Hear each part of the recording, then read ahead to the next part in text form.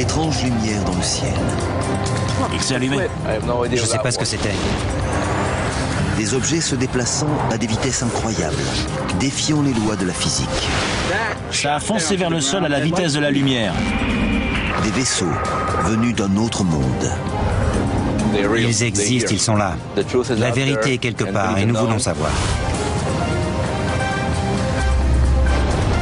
Le mystère des ovnis fascine et déroute.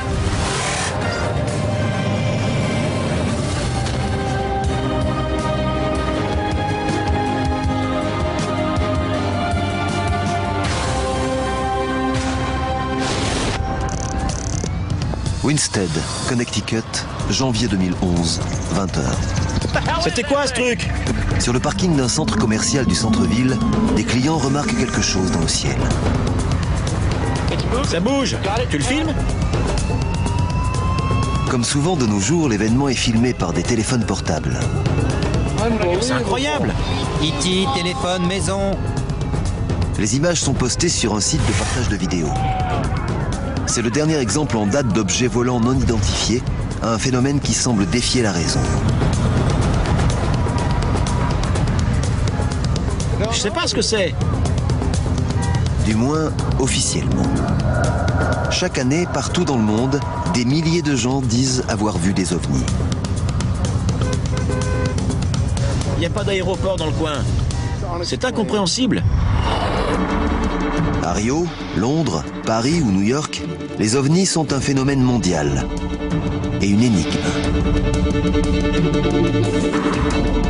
Depuis 60 ans, Je vois des lumières. Je les filme. partout où des ovnis sont repérés, ils font la une des médias.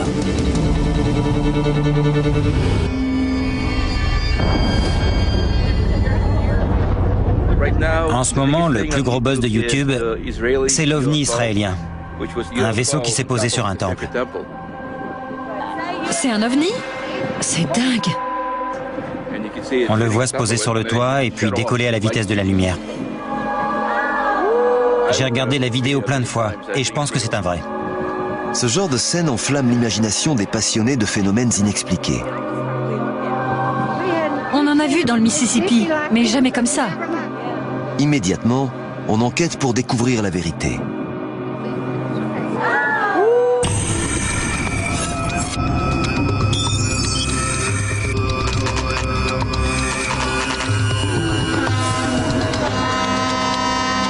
À Rachel, dans le Nevada, un petit groupe d'ufologues se réunit pour traquer des indices et identifier ces objets étranges repérés dans le ciel.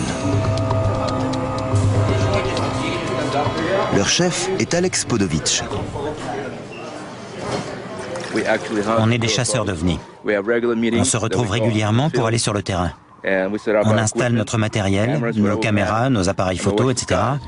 Et on scrute le ciel. Et parfois on voit des trucs très bizarres. Voilà le type de phénomène que le groupe passe des heures à guetter, puis à décortiquer. Un OVNI est un objet non identifié. Il peut venir de la planète Terre ou d'ailleurs. C'est quelque chose dans le ciel qu'on ne connaît pas. Beaucoup de gens les associent à des vaisseaux extraterrestres, mais c'est faux. Ça peut être n'importe quoi. C'est la définition du terme OVNI. C'est un phénomène qui perdure. Ça fait un effet boule de neige, c'est de plus en plus gros. Et c'est très marrant. Pat Travis Lodenclos connaît bien les ovnis. Elle dirige le restaurant Little Alien, dans le désert du Nevada, la capitale officieuse de l'ufologie. Et ce n'est pas un hasard si c'est la Mecque des passionnés. Beaucoup de vaisseaux ont été aperçus dans le coin. Des phénomènes que personne ne peut expliquer. Certains ont fait des manœuvres tellement rapides que c'était incroyable. Je pense que nous ne pouvons pas être les seuls habitants dans tout ce magnifique univers. Il y en a forcément d'autres, c'est ma conviction.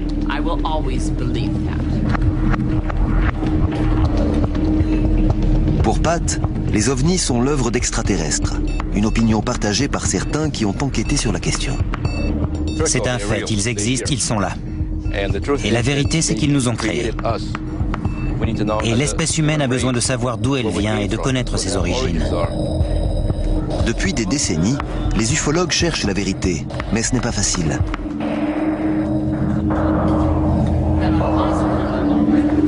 Les ovnis n'apparaissent pas sur commande.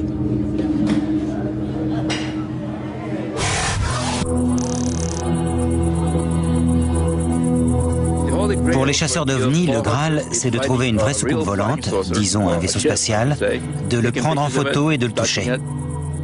Ou de croiser un vrai extraterrestre, de lui serrer la main et de le photographier. Aujourd'hui, Alex et les autres vont se promener sur l'autoroute extraterrestre pour tenter de voir un ovni.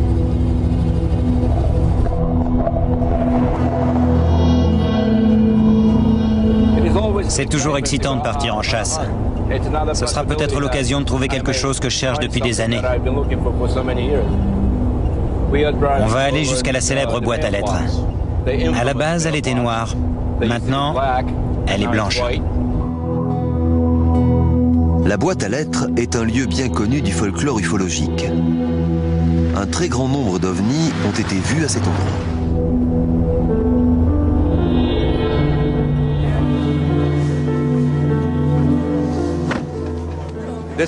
Voici la fameuse boîte à lettres blanche.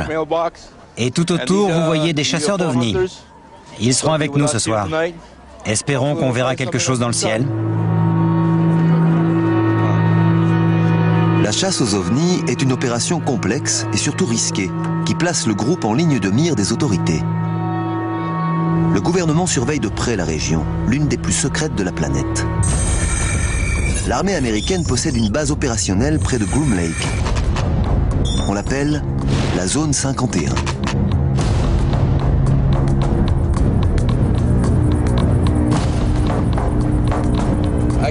Je vois une tour de guet au sommet de la montagne. Il doit y avoir un radar là-bas. Derrière la crête, il y a leurs installations. Et à 14 km au sud, il y a la zone S4. Là où tous les vaisseaux extraterrestres seraient amenés. C'est juste là. En ce moment, on est sans doute surveillé par la tour de guet. Ils savent qu'on est là. Ils viendront peut-être plus tard pour voir ce qu'on filme. En général, ils sortent s'ils voient des gens avec des caméras.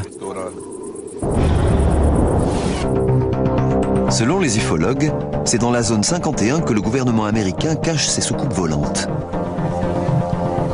Elles sont les preuves que les vaisseaux extraterrestres sont réels et que certains se sont posés sur Terre.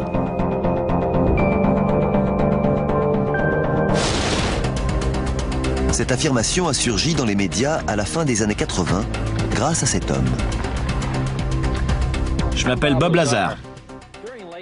En 1988, le physicien Robert Lazar a raconté à des amis qu'il avait vu des soucoupes volantes quand il travaillait sur un projet top secret dans la zone 51. Il y a des preuves tangibles de l'existence de vie ailleurs. Le boulot de Bob consistait à voir s'il pouvait faire la rétro-ingénierie de ce système de propulsion. John Lear est un ami de Robert Lazar depuis plus de 20 ans. Il est l'un des premiers à qui il a parlé des soucoupes volantes. J'ai rencontré Bob Lazar en 1988. Et la première chose qu'il m'a dite, c'est « J'ai vu un disque aujourd'hui ». J'étais en train d'écrire et j'ai répondu « Quoi ?» J'ai vu un disque. D'ici ou d'ailleurs? D'ailleurs. Ce véhicule est un disque, ce qu'on appelle communément une soucoupe volante. Il m'a dit que la première fois qu'il l'avait vu, le disque portait un drapeau américain. Du coup, il a pensé, ça explique tout. On a des soucoupes, elles viennent de chez nous. C'est de là que partent les rumeurs. Mais quand il a jeté un œil à l'intérieur, il a vu des sièges minuscules, environ de cette taille. Et là, c'est devenu clair. Il a compris que c'était un vaisseau extraterrestre. Cette révélation par un scientifique autorisé à pénétrer dans la base top secrète a fait grand bruit. Les soucoupes volantes existaient bien et le gouvernement les cachait. En fait, ils injectent des protons dans le moteur. Et selon moi, tout ce que nous avons développé a été influencé par les extraterrestres et leur technologie. Si les ovnis et les soucoupes volantes sont réels et dissimulés dans des bases secrètes, au milieu du désert du Nevada, cela soulève plusieurs questions. À quoi servaient-elles? Où ont-elles atterri? Et quand les États-Unis les ont-ils trouvées?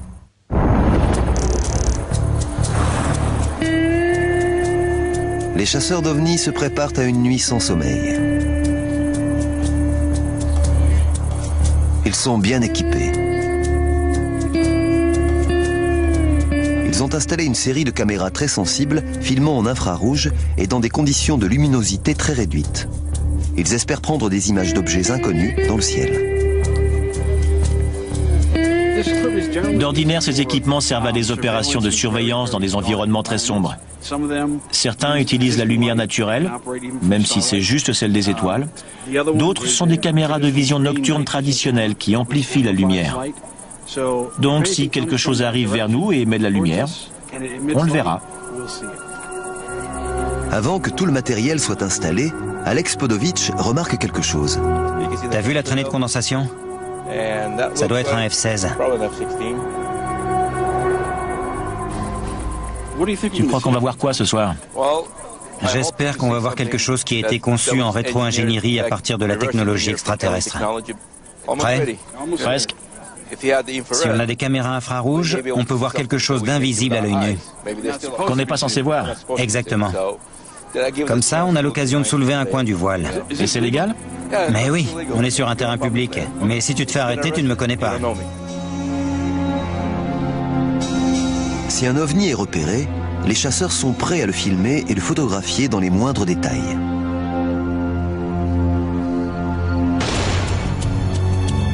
S'ils y parviennent, ce sera un grand moment pour eux. Il faut que tout marche. Ces appareils sont nos yeux cette nuit.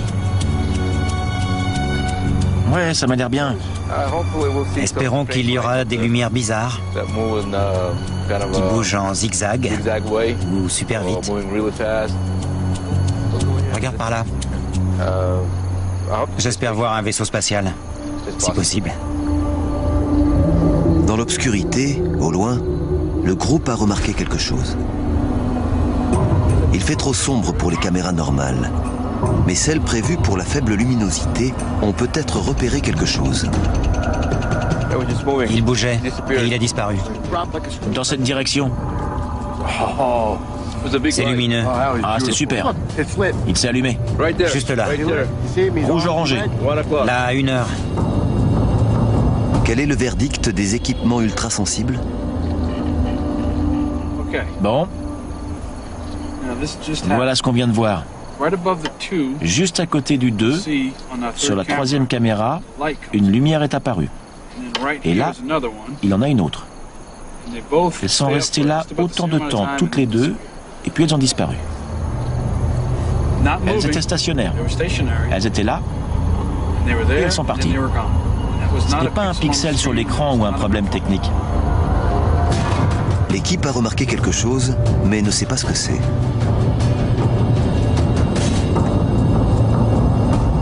Elle espère que c'est une soucoupe volante que le gouvernement américain cache dans le désert. C'est une notion très en vogue dans les cercles ufologiques. Cette théorie est née après le plus célèbre incident de l'histoire des ovnis.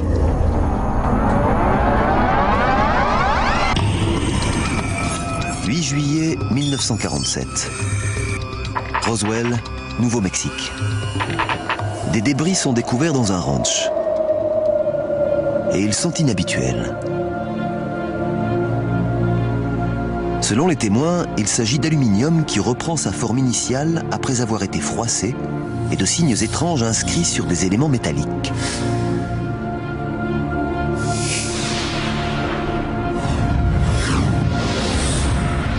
Une légende ufologique était née. D'autant que 24 heures plus tard, les autorités font machine arrière et déclarent que la soucoupe volante de Roswell n'était qu'un ballon météorologique. Et depuis, la polémique fait rage.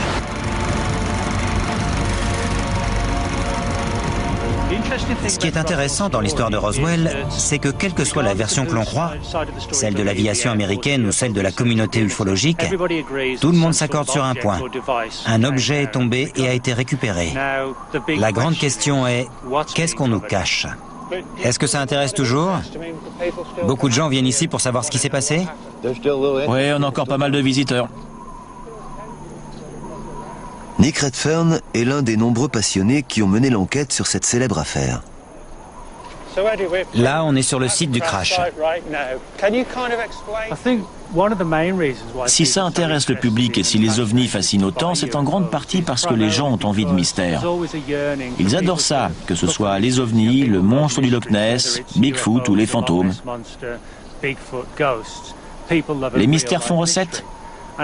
Moi, je crois aux ovnis. Et il y a un vrai mystère, ce qui les rend encore plus intrigants.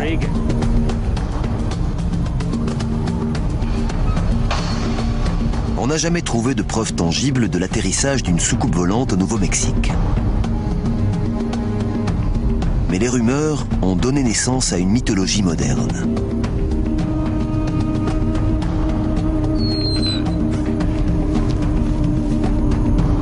C'est ici qu'on a réuni toutes les preuves. Quand on a commencé à voir des soucoupes volantes en 1947, c'était totalement nouveau. On n'avait jamais vu ça et ça a fasciné le grand public. L'incident de Roswell a planté le décor d'une explosion des observations d'ovnis un peu partout dans le pays. Depuis, les ovnis sont devenus un phénomène global et aujourd'hui, on commence à comprendre pourquoi.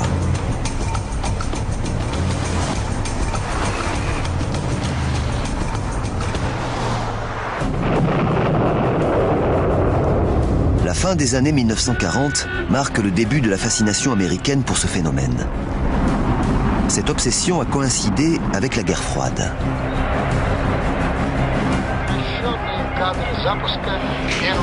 C'est à cette période que l'Amérique a vu de plus en plus de choses étranges dans le ciel.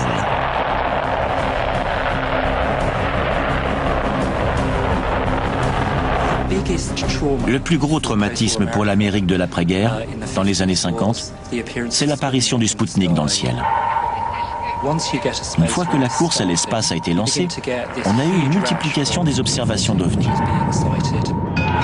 L'ère atomique et la conquête spatiale ont alimenté un genre de plus en plus aimé, la science-fiction.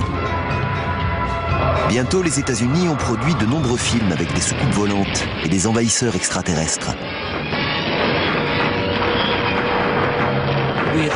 Avec des films comme Les soucoupes volantes attaquent ou Le jour où la Terre s'arrêta, on commence à voir un lien parfaitement clair entre les images décrites dans le monde réel et les soucoupes volantes des séries B des années 50.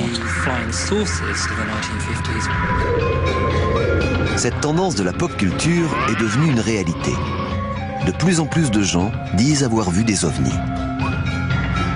Et les autorités militaires refusent de reconnaître toute implication. Les récents incidents rapportés ne sont en aucune manière liés à un projet secret d'une agence américaine. Mais les liens avec l'armée sont réels.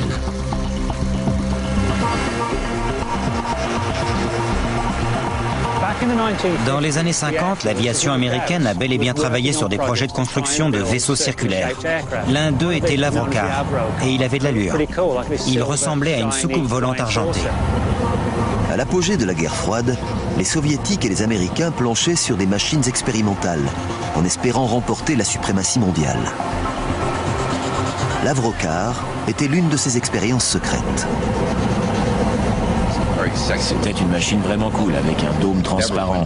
Elle n'a jamais décollé de plus d'1 mètre, malgré une puissance de 3000 chevaux. L'Avrocar a donné l'idée à Paul Moeller de construire sa propre soucoupe volante.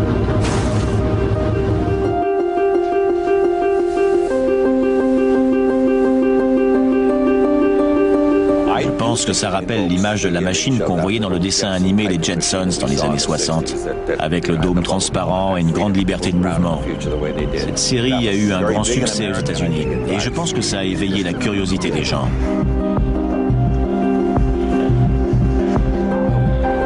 Quand on abaisse le dôme, On se retrouve dans un univers très confortable. Le docteur Paul Moeller vole à bord du M200X. Paul Moeller est l'un des rares à pouvoir affirmer avoir piloté une vraie soucoupe volante. Les moteurs OMC accélèrent. On se sent comme sur un tapis volant. À bord d'un hélicoptère, il y a beaucoup de vibrations. Puis on a l'impression d'être soulevé par le dessus. Au contraire, cet engin n'émet aucune vibration. Le moteur rotatif est comme celui d'une machine à coudre. La puissance vient d'en dessous et la sensation n'a rien à voir. On a l'impression de flotter. C'est extraordinaire, comme sur un tapis volant. Mais avant la généralisation des systèmes de stabilisation informatisés, voler à bord de cette machine était très dangereux. Mise à feu.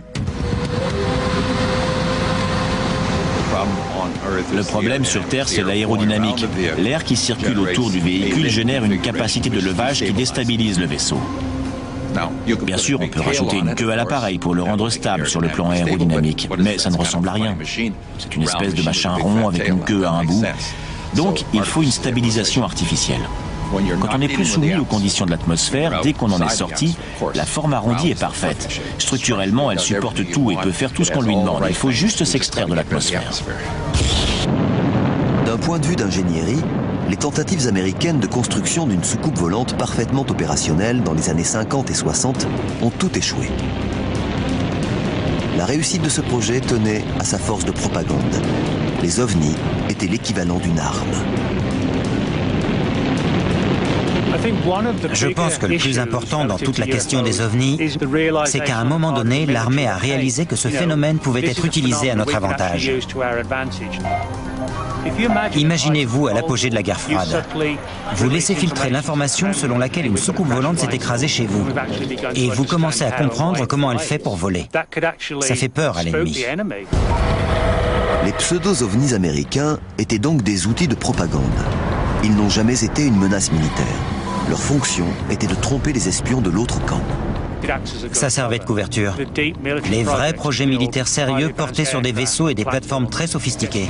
Et ils étaient noyés dans la masse des rumeurs de rétro-ingénierie, de dossiers top secrets et de conspirations. Et pendant qu'on enquêtait sur eux, les vrais secrets militaires étaient à l'abri.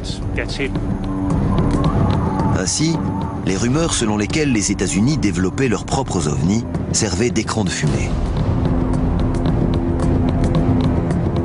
Mais que cachait-elle ?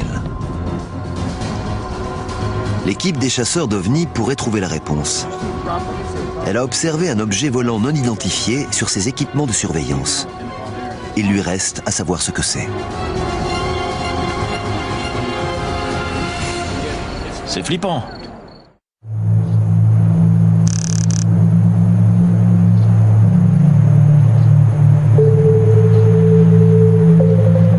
Peter Merlin connaît bien ce qui se passe au-dessus du désert.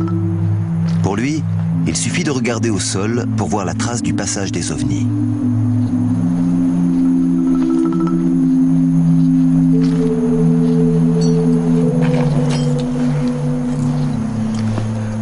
L'une des choses que les gens aperçoivent autour de la zone 51, ce sont d'étranges motifs lumineux dans le ciel, comme des sphères brillantes, ce genre de choses.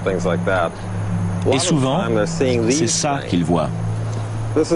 C'est une fusée infrarouge de l'aviation. Ça fournit une source de chaleur pour attirer les missiles à guidage thermique. Pour les observateurs au sol, ces fusées sont très intrigantes parce qu'elles ont l'air de rester suspendues dans les airs et sont ballottées par le vent, tout en dégageant beaucoup de lumière. Il y a des milliers de débris comme ça dans le désert. Ça explique pas mal de phénomènes soi-disant bizarres au-dessus du Nevada.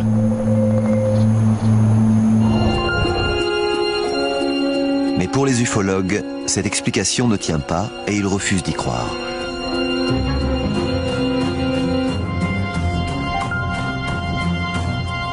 Ça a bougé. La lumière a bougé. Juste là. Je la vois. Elle a accéléré et elle a disparu. Il y a pas mal d'avions militaires dans le coin. Quand ils font des exercices, ils lancent des fusées. Mais les fusées retombent, non? Ce truc n'est pas redescendu vers le sol. Une fusée retombe lentement, c'est toujours comme ça, en illuminant toute la zone. Une fusée, ça flotte. Là, ce truc a chuté à la vitesse de la lumière. Je sais pas ce que c'était. Regarde cette lumière, comment elle bouge. Elle revient. Je vais en arrière. C'est juste ici. Ça me fait flipper. Rien ne bouge comme ça. C'est bizarre. On a du mal à y croire. C'était quoi ça? Une bombe? Sans doute. T'es sûr? Oui, il vise notre voiture. Arrête, c'est pas drôle. Les chasseurs d'ovnis sont perplexes. Ils ont repéré un objet étrange au-dessus de la zone 51.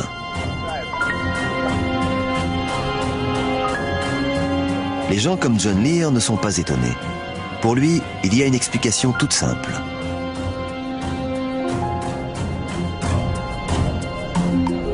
Tout ce que nous avons développé a été influencé par les extraterrestres. Ils nous ont tout donné. À partir de Roswell, on a mis au point des objets comme les transistors, les fibres optiques, etc.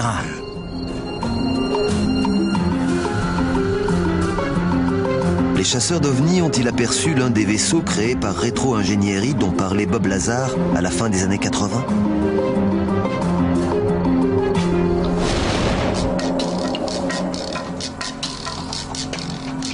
Dans les Spring Mountains, à 65 km à l'ouest de Las Vegas, Peter Merlin va enquêter sur le terrain. On cherche les traces d'un appareil top secret capable de voler à plus de 3000 km/h à 30 000 mètres d'altitude. C'est un projet de la CIA testé dans la zone 51.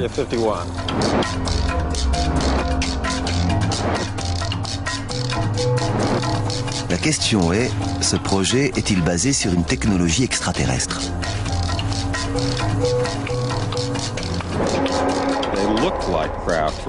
On dirait vraiment des vaisseaux d'un autre monde, donc en les voyant, on peut les prendre pour des ovnis.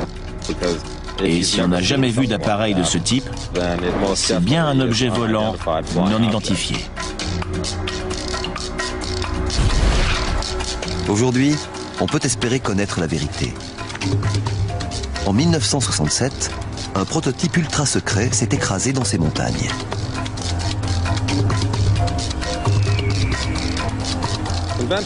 Logiquement, on se dit que le site a été complètement nettoyé. J'ai parlé à des gens des équipes de nettoyage et ils m'ont presque tous dit « Ne te fatigue pas à chercher, le gouvernement a effacé toutes les traces. » Et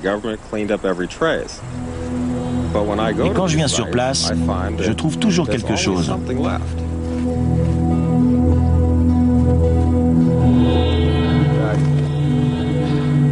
Ça, c'est un gros morceau de titane. On voit de la peinture noire à l'extérieur et cet appareil était noir. C'était un bout de sa structure conçu pour absorber les ondes radar. C'était l'un des composants les plus secrets de l'appareil. Ça peut sembler surprenant de trouver ces débris alors qu'ils sont censés avoir nettoyé, mais il y en a partout dans le désert.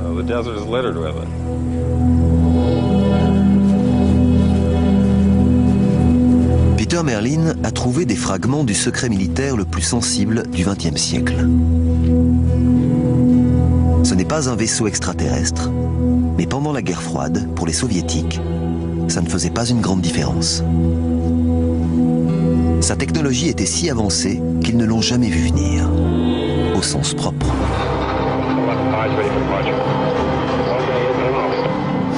Présenté dans les années 80, l'avion furtif américain a changé la donne en matière de combats aériens.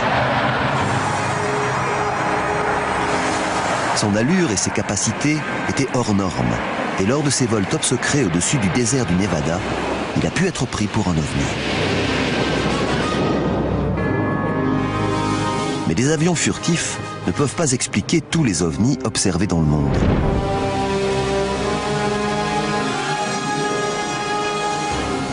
Aujourd'hui, la technologie moderne nous permet de comprendre ce qu'ils sont et d'où ils viennent.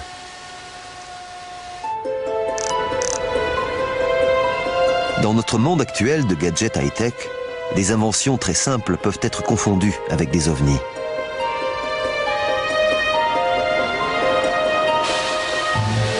Voici l'aérobot.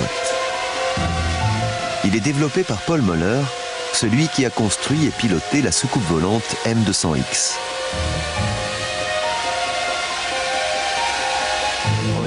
L'aérobot que je fais voler est un véhicule conçu pour inspecter les ponts. On avait un gros problème. Comment inspecter un pont sans risquer la vie de quelqu'un quand on veut identifier des lézardes dans la structure? L'aviation américaine utilise ces machines expérimentales pour des missions de surveillance aérienne. Et ces engins sont inconnus du grand public. Pour un observateur lambda, c'est exactement le type d'objet qui attire l'attention et qui semble inexplicable.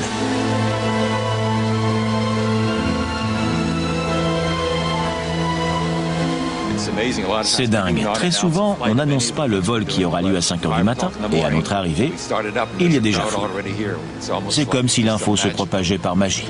Tout le monde veut le voir voler.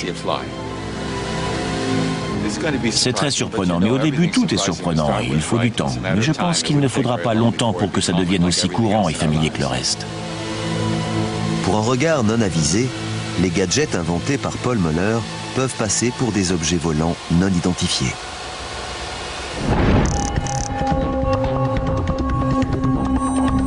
Comprendre ce que les gens voient dans le ciel et prennent pour un ovni est justement le rôle de cet homme. Marc D'Antonio est l'analyste en chef du MUFON, le réseau mutuel des ovnis, une organisation américaine qui enquête sur les phénomènes inexpliqués. Quand quelqu'un aperçoit quelque chose, il peut le filmer ou le photographier.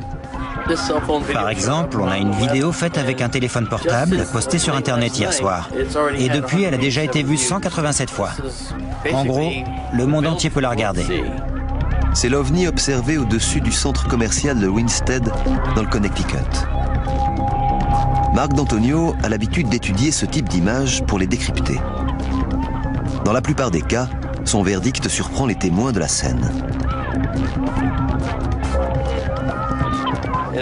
Comme on peut l'imaginer, les vidéos d'OVNI sont souvent en réalité des images d'objets volants tout à fait identifiables, comme des avions, des insectes, des oiseaux, des météorites ou d'autres choses qui volent dans l'air.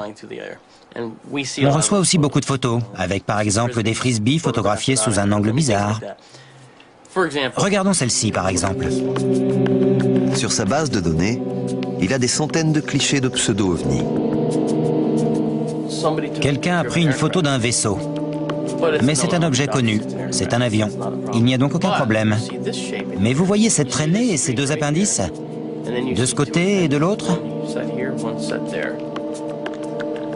C'est un exemple typique parce qu'en fait c'est juste un objet flou, tout près de l'objectif. Tout simplement un insecte.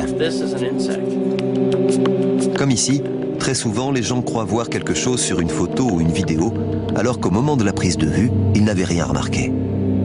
Et bien souvent, les objets en question ne sont pas volants du tout.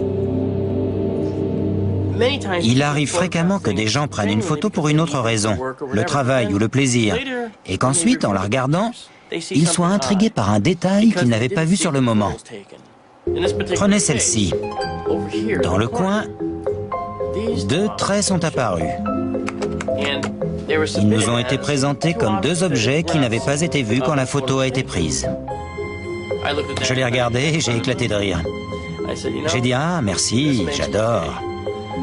En fait, c'est juste une agrafe. 95% de tous les pseudo-ovnis envoyés pour analyse sont au final des objets connus, tout simplement mal identifiés ou filmés de manière inhabituelle.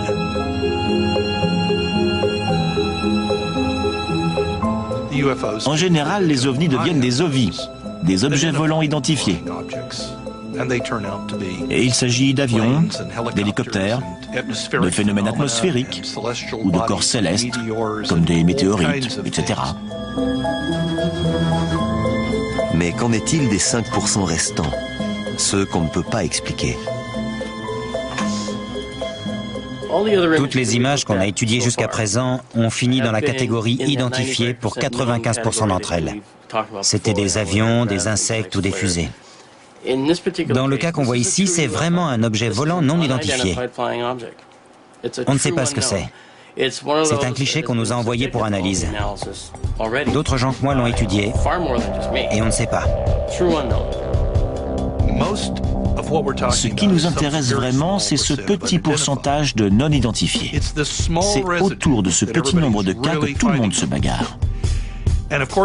Bien sûr, si les croyants ont raison, si ne serait-ce qu'un seul ovni est authentique, ça veut dire que les vaisseaux extraterrestres existent.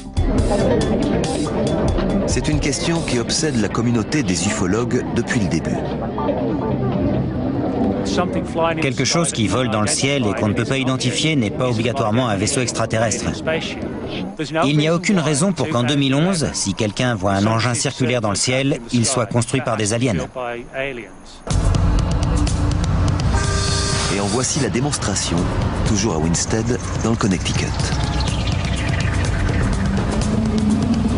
Sur ce parking mal éclairé, les passants observent un objet étrange dans le ciel.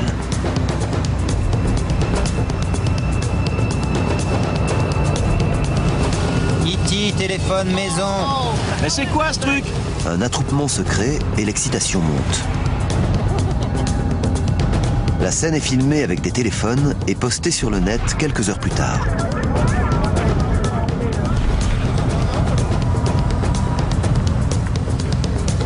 A priori, il n'y a aucun trafic aérien dans la région. Aucun vol de dirigeables ou d'engins publicitaires n'a été annoncé. Pour tous les gens présents, c'est bien un ovni. Incroyable! Le problème, c'est que plus la technologie progresse dans le grand public, plus c'est facile de monter un canular crédible. Il y a 30 ou 40 ans, une bonne photo d'ovni pouvait bien être un vrai ovni, parce que c'était difficile à créer de toutes pièces. Mais aujourd'hui, un ovni réaliste, ça peut être juste un ado boutonneux de 16 ans qui vit chez sa mère et qui fait un film de qualité. Ensuite, il le met sur Internet et se marre en voyant les ufologues se mettre dans tous leurs états.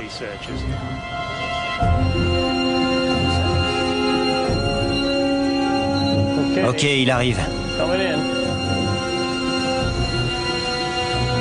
Cet ovni est un canular. La soucoupe volante du Connecticut est née dans un atelier 24 heures plus tôt.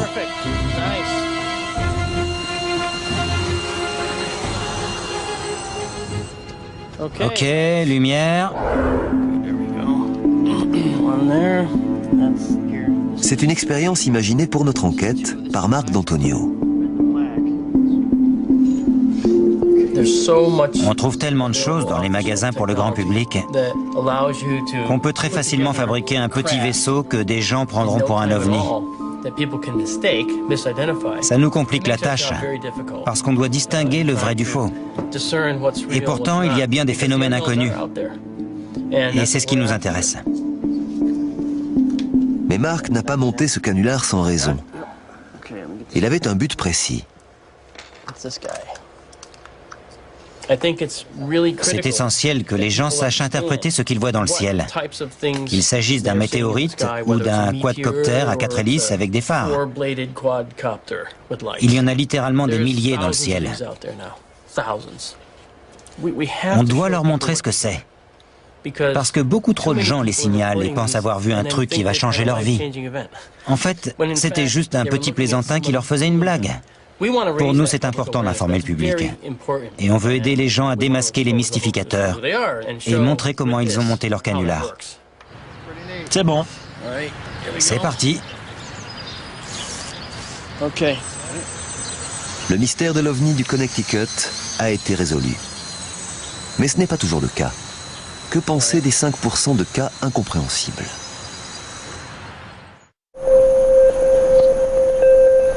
Doug Wilson travaille lui aussi sur les ovnis pour le réseau MUFON, mais sur le terrain.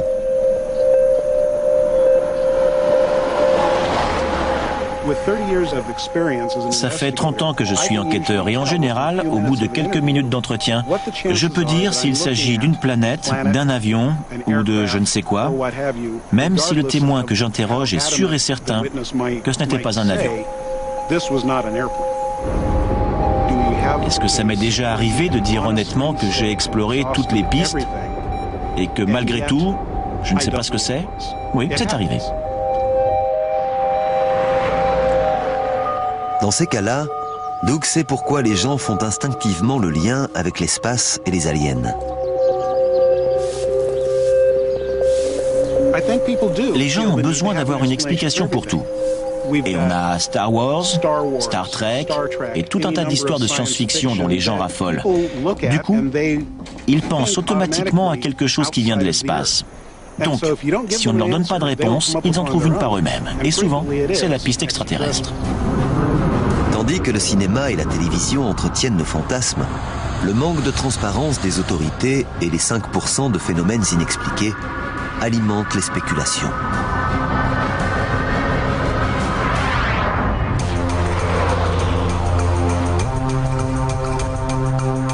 Un incident survenu au milieu du XXe siècle, au Nouveau-Mexique, a particulièrement fait recette.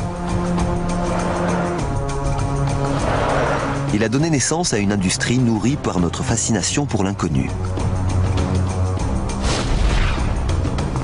Mais en vérité, l'affaire de Roswell n'a rien d'un mystère. La meilleure explication pour tout l'incident de Roswell, c'est une expérience de physique qui a mal tourné et qui a conduit à des conséquences imprévues. Aujourd'hui, la version officielle de Roswell est le crash d'un système d'espionnage top secret dont le nom de code était Projet Mogul. Ces ballons étaient des engins énormes. On a un dessin ici. Il mesurait 180 mètres, ce qui fait presque la moitié de la hauteur de la tour Eiffel. Contrairement à ceux qui maintiennent que c'est une soucoupe volante qui s'est écrasée dans le désert, le physicien David Thomas a la preuve que la version officielle est la bonne. Voilà une copie en plus petit de la poutrelle retrouvée parmi les débris de Roswell.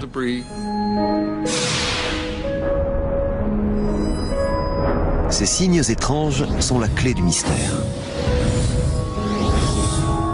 Ce ne sont pas des inscriptions extraterrestres comme certains l'ont cru, mais quelque chose de bien plus prosaïque qui a un rapport avec le projet Mogul.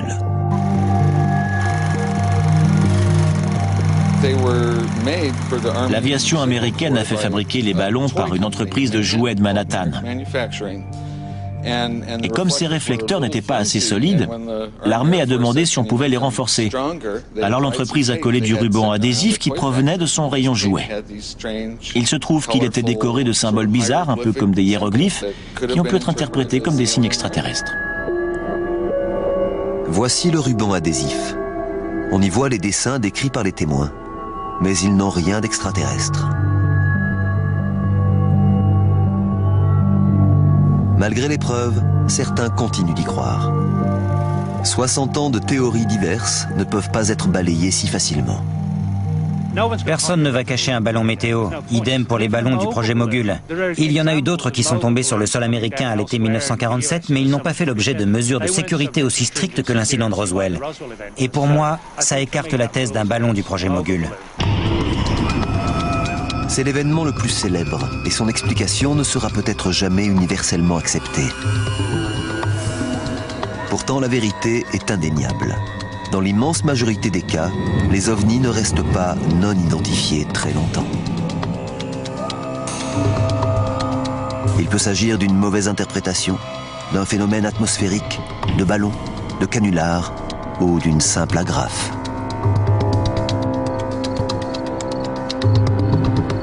Mais le mystère reste entier pour les 5% non identifiés.